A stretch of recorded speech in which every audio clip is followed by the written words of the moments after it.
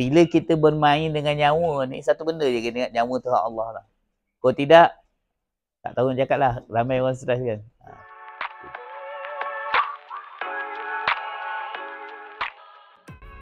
Nama saya Muhammad Zubaidi bin Mahmud, berasal daripada Negeri Sembilan dan menetap di Bagan Datuk dah sekarang sejak lebih kurang 25 tahun lepas. Saya bekerja sebagai seorang guru besar lah di sebuah sekolah di daerah Bagan Datuk. Jadi saya dah mencubakan diri dalam bidang peternakan puyuh ni lebih kurang 2 tahun dah. Bermula pada PKP yang pertama dahulu. Dan sebelum tu pun saya bermula dengan 70 ekor. Dalam 70 ekor tu mana kita nak cuba okey ke tak okey. Selepas tu baru banyak sikit bertambah lah. Sampai sekarang kalau ikutkan dalam stok yang sentiasa ada dah lebih kurang 3 ke 4 ribu lah. Setelah lebih kurang 2 tahun ni saya nampaklah potensi puyuh tu sendiri. Cabaran pertama dari segi ilmu pengetahuan lah. Sebab pertama dulu kita berpuyuh berdasarkan buku lah. Berdasarkan kadang-kadang Google dan sebangat search kan. Kadang-kadang kita tengok video-video dekat YouTube. Sebenarnya tak cukup. Walaupun ada bahan-bahan sebenarnya tak cukup. Dia kadang-kadang ilmu menternak puyuh ni datang berdasarkan pengalaman lah.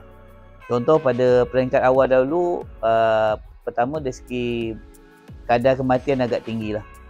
Pernah berlaku saya ambil 500 ekor, bawah 100. Tapi kita dah tahu dah kesilapan tu berpunca daripada teknikal lah. Contohnya suhu terlalu tinggi ataupun suhu tak cukup kan. Jadi bila benda-benda ni dah berlaku, kita dah dapat dah makna bagaimana nak buat. Jadi itu cabaran lah dari seginya. Kemudian dari segi penyakit lah. Sebab saya pernah mengalami kerugian yang agak banyak lah. Lebih 1000 ekor mati yang dah siap untuk disembelih. Mana berat seekor tu kalau dia dekat 300 gram. Kemudian dari segi cabaran yang saya secara global lah, kos tinggi. Sama ada kos anak puyuh maupun kos makan. Tapi yang mana-mana peternak lah, saya rasa bukan puyuh saja. Apa-apa juga yang menggunakan pellet, kos makanan meningkat. Ini sebenarnya kalau bagi saya lah, secara teknikalnya bulu puyuh ni tak susah. Kalau kita tahu kaedah-kaedah. Sebab dia kadang-kadang banyak yang kita kena belajar. Contoh kan, dari segi makanan. Terang, puyuh ni dia macam ayam. Kita bagi apa pun dia makan. Tapi kita nak tengok lah. Banyak jenama dedak dan sebagainya kan. Memang ada orang tanya, kalau bagi dedak murah boleh tak? Boleh. Tapi kita tak pasti dia boleh dapat berat yang kita nak kan. Jadi sekarang ni yang terbaru daripada Sumber Gas, kita guna dedak CP lah. Setakat ni alhamdulillah lah nampak berat badan dia. Maknanya sekarang ni yang ada sekarang ni dalam umur lebih kurang 22 hari, berat badan dia pun dah mula meningkat lah. Jadi tapi alhamdulillah lah buat masa sekarang ni saya mula kecil-kecilan. Dan tadi pun dah tengok saya dah mula buat proses untuk melebarkan reban. Sebab reban saya kapasiti lebih kurang 2 ke 3 ribu sajalah. Macam yang terkini saya dapat tender daripada hotel lah. Itu pula masalah ni tidak yang besar. Jadi pasaran yang ada pun bagi saya lah, saya tak nampak orang kata bulu puyuh ni tak laku. Laku sebenarnya. Sebab saya pun sebenarnya tak ada masuk Facebook pun, tak ada masuk web pun. Itu pun tak cukup. Macam sekarang ada daripada customer daripada KL, daripada Pantai Remis, ada yang daripada Johor. Itu pun saya tak war-war sangat. Tahu-tahu sikit je sebab kita takut tak dapat memenuhi kapasiti yang orang minta lah kan. Jadi antara produk yang saya buat sekarang adalah puyuh yang dia siap masak. Iaitu sekarang ni yang yang kita buat adalah puyuh rendang, puyuh perap, dan insya-Allah yang terkini adalah puyuh salai. Yang dalam perancangan ialah kita nak buat nasi puyuh. Maksudnya nasi tu yang kita dah masak, nasi dia macam nasi ayam lah, kita guna ayam kan. Nasi puyuh, nasi dia dah masak, kita akan masukkan dalam puyuh dan kita akan kukus. Kalau kata yang dah siap retok kan, sebab kita ketahanannya insya-Allah dalam 2 tahun, sebab kita panaskan puyuh ni sehingga 125 darjah Celsius dan semua bakteria dah matilah dah. Dia boleh tahan. Jadi orang lebih mudah ambil sama ada masuk microwave ataupun rendam dengan air panas lah. Jadi insya-Allah boleh makan dah benda-benda tu.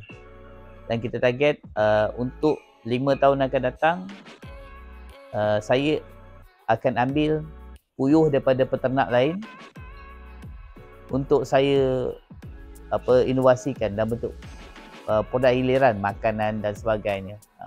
Sebab bagi saya kita boleh bersaing, tak ada isu. Kalau kita main harga, akhirnya kita akan jatuh tau. Kita dah main harga. Lebih baik kita buat sesuatu yang baru. Macam contoh yang saya kata tadi, puyuh dah siap masak. Mungkin yang saya kata tadi, puyuh nasi puyuh tu kan. Jadi kita buat sesuatu yang baru. Jadi dalam masa yang sama, kita tak tutup perniagaan orang lain, malah kita akan support. Jadi dari segi motivasi sebenarnya saya dulu kosong. Tapi Cik Muhammad Anas Ismawi, iaitu pemilik syarikat Sumber Gas, bagi saya dia salah seorang peniaga yang bagi saya bagus. Sebab dia bukan jual sahaja, tapi dia monitor kita. Dan dia pun tak kedua ilmu. Dia naik, dia bawa orang lain naik. Macam saya memang bekalan semua daripada dia lah. Jadi maknanya dia banyak bantulah. Jadi bagi saya ini adalah masa yang paling tepat untuk kita mulakan ternakan puyuh, kerana kita tahu berlaku kenaikan harga ayam kan. Ayam pun seketul sekarang, dulu masa murah pun RM4.5 seketul. Sekarang dah RM5 lebih tau. Dan kalau RM4 sekarang kecil.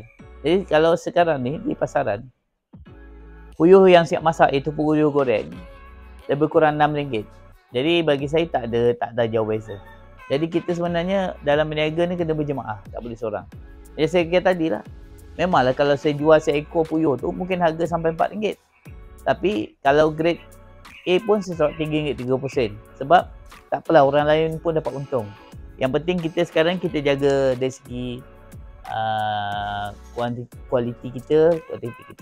Tapi setakat tu lah kalau berkenaan puyuh yang boleh saya respon lah, sebab saya pun masih baru lagi dalam bidang ni kan, dan masih belajar.